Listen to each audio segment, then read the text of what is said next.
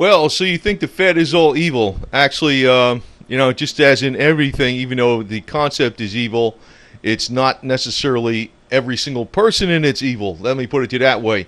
It's interesting. Yesterday, Monday, on October 20th, today's October 21st, the New York Federal Chairman head, which was president, which was William Dudley, he's addressing the fact that he doesn't like the behavior that's going on in Wall Street, and if it doesn't change, they're going to have to downsize him. I don't know how he's going to do that, but he's talking about the stuff that's been going on. They always shave something off this top or everything. So what he's thinking about is either you're going to police yourself, or we're going to do it for you, and we're going to downsize you. So I guess things are coming up to critical mass when you're talking about the president of the New York Fed, William Dudley, talking like this.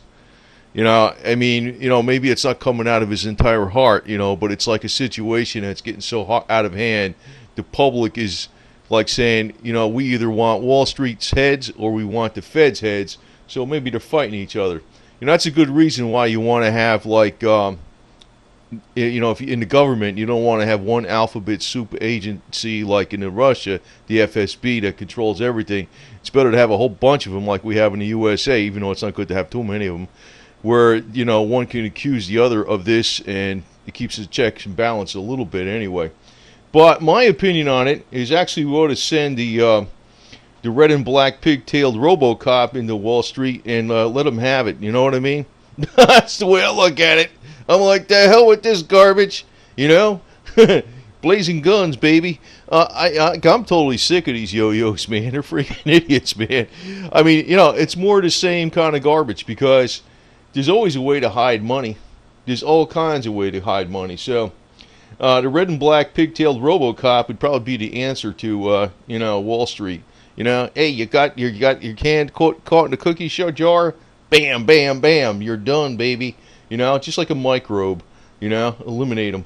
So anyway, but this kind of junk's been going on a long time. You see this stuff going all the way back. Woodrow Wilson, president, enacts currency law. Wilson declares that the first series of construction acts to aid business. Wilson sees a new dawn of new era in business, make prosperity have unimpeded momentum. Blah, blah, blah. You know what I mean? They've been telling us, they've been blowing smoke up our butts since day one, That's the whole deal, right? What does a politician actually do? They always work hand in hand with freaking Wall Street.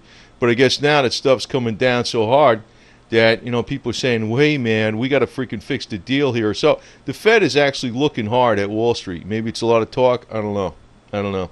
But here's the Fed. They're all over the place, like a cancer. They got the nation divided up into 12 freaking areas, right? And the New York Fed, but that was the New York Fed. The New York Fed is the largest by far. By far. Geographically, it looks like the smallest, right? By far, New York Fed is actually the controlling force of all the 12 Fed branches. So when the president of the New York Fed, William Dudley, makes these kind of statements, we're going to rein in Wall Street, may need to be downsized. He ain't kidding around. So maybe this portends something to come up in the future, like, economic havoc or something, and Wall Street gets downsized and they can't get bailed out this time. Like in 2008, remember they got bailed out. This time they don't get bailed out. I don't know. But anyway, I personally think we should have a new Fed chairman, and this would be her instead of this, the crusty ones, and she could be running the money tree. This is the money tree, and these are money trees back here.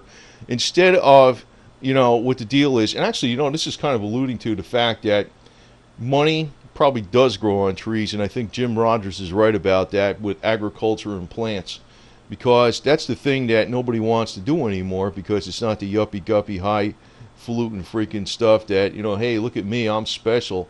No, you actually work for a living. I'm not too good at that type of stuff, but, I'm probably pretty good at the mechanical stuff.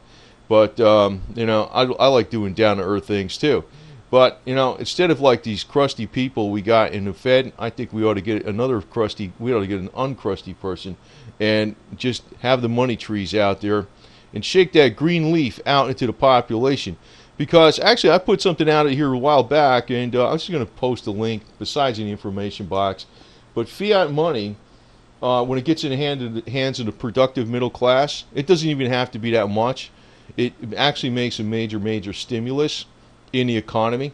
So if old girl here shakes this money tree and it doesn't go into Wall Street, it goes into the middle class. You don't need to shake that much out of the money tree to make the economy really go.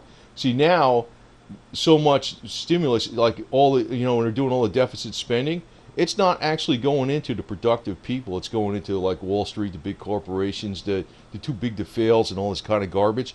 That's why when they stimulate the economy now, it doesn't work, because it's going to freaking parasites on the top. Like, it was in Austria. Now, it's not to confuse this with the Austrian School of Economics. And I'm showing an old girl here with the money tree. She's trying to shake that money tree. I'm telling you, she's trying with all her might. That's why she's got her arms wrapped around it. But what I'm saying is, the thing is, when the money tree was shaken in Austria in the 1930s, Austria, not Australia, Austria, near Germany, right? In the 1930s, they did an experiment with fiat money. Local currencies, local fiat money that was actually backed by the currency of the nation. And they didn't even have to use that much of it. It turned out, since it got in productive hands, what happened is it was going around the economy so much because somebody was doing something here, getting paid, somebody was doing something here, going getting paid, and it just spurred the economy like crazy. So, if we got a new chairwoman, or whatever, chairperson, and she shook the money tree, and we got a young, vibrant one instead of these crusty ones, we'd probably be doing a lot better off. But I also want to point out that, in the future, the way things are going, you're probably going to have to wear your money. And, the way things they did with the gold coins and everything, the way they confiscated gold coins in the past, you're probably better off buying jewelry, for crying out loud, and wearing it. Or maybe not wearing it in public like this, because you'd probably get ripped off or stolen or something. But the point is, if it's actually jewelry, that might be a smarter investment than even some of the bullion coins. If it comes down to the point where, it's like, hey, you can't sell bullion. Well, you can always sell jewelry. And if it's made out of gold, it's going to even be worth more because it's fashioned into something else. And you can really get extensive with this deal too. You see, I think this is where it's going, because when gold actually does, we do have a financial problem.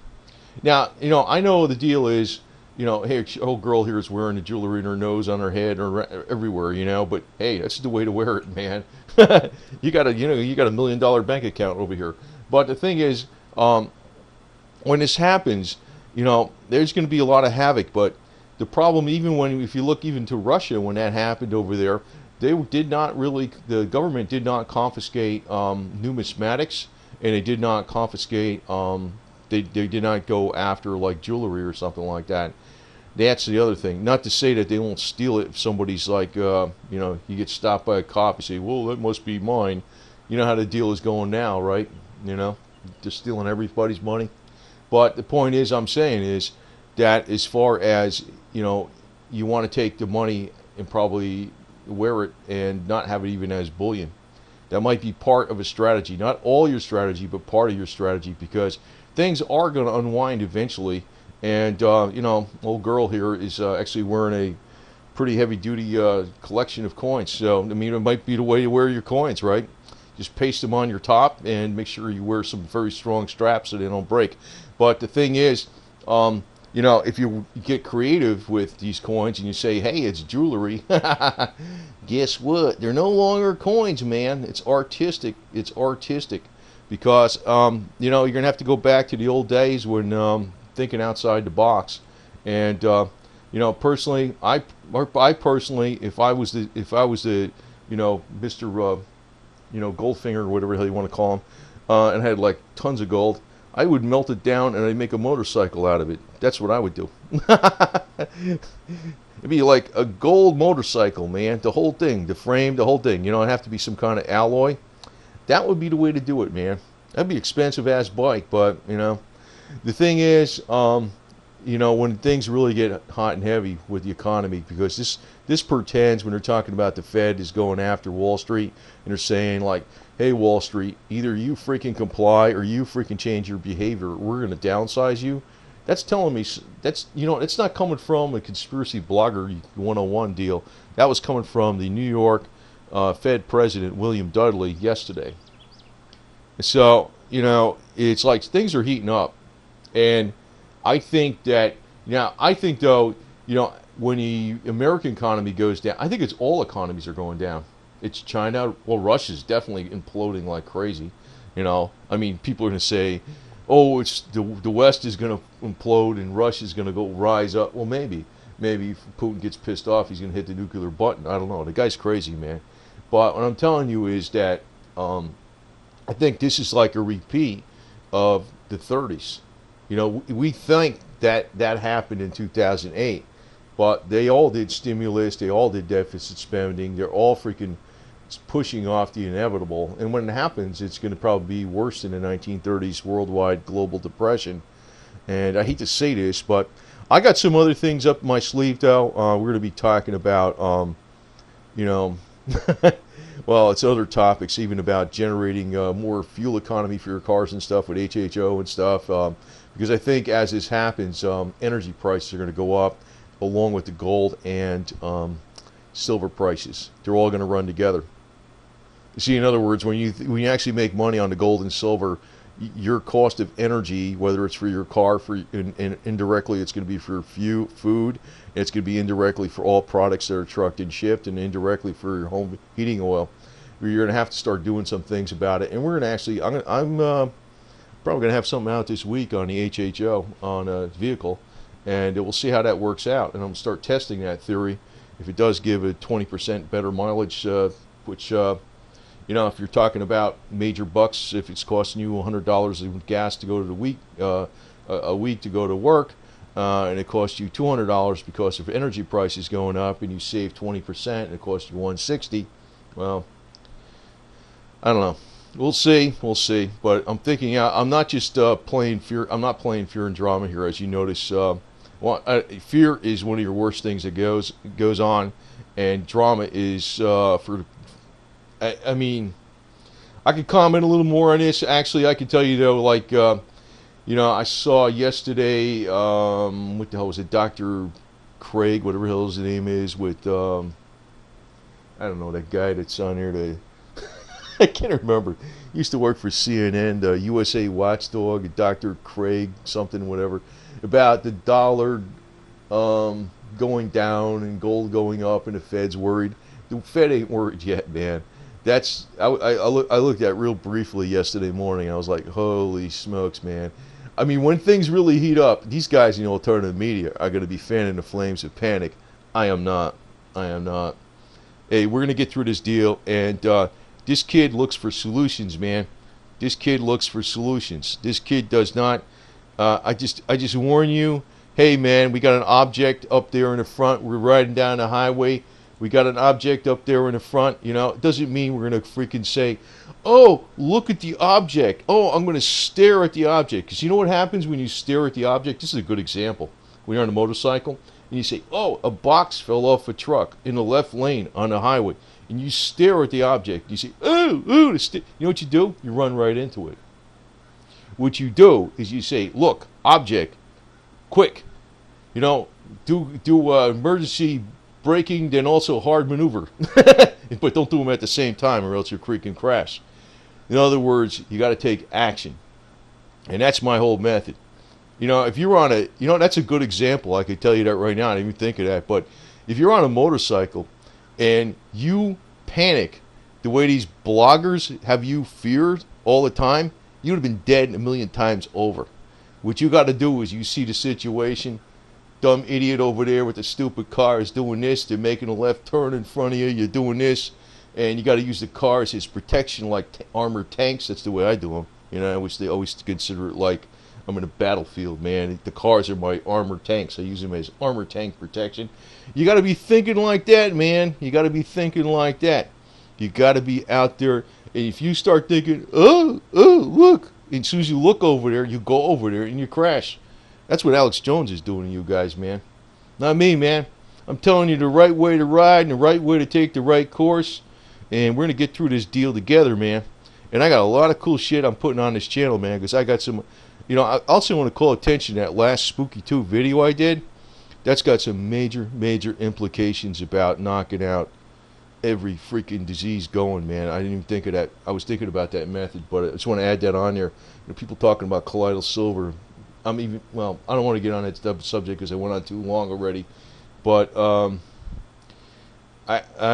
this kid's got some freaking cool ideas. So don't worry about the deal, man. We got you covered.